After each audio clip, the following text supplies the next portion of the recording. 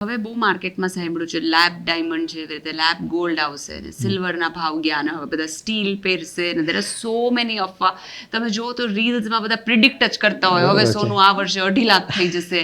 તો તમને શું લાગે છે કે આ રજવાડા જ્વેલરી એવી જ રહેશે, આ બધું જ પાસિંગ ટાઈમથી વયું જશે કે દેર આર ચેન્જીસ? ના, જો માર્કેટમાં એવું છે કે ભાઈ જે રજવાડા જ્વેલરી તમે જે વાત કરી કે પોલ્કી ઇન્વેન્શન જે જ્વેલરી થઈ છે એ રજવાડા જ્વેલરીને ધ્યાનમાં લઈને જ ત્યાં એના ઇન્સ્પાયર થઈને જ આ બધી જ્વેલરી અત્યારે ડિઝાઇનિંગ થઈ છે.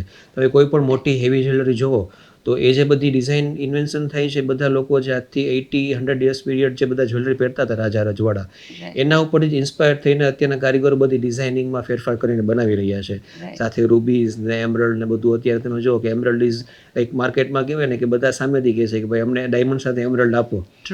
તો એ બધી ઇન્વેન્શન બધું રજવાડા જ્વેલરીમાંથી થયેલું છે કે એ બધી જ્વેલરી એવી છે કે એક લેગસી છે કે એ તમારે સમજો કે ભાઈ એ 100 ઓફ પીરિયડ્સ કે કોઈ દી જૂની નથી થવાની.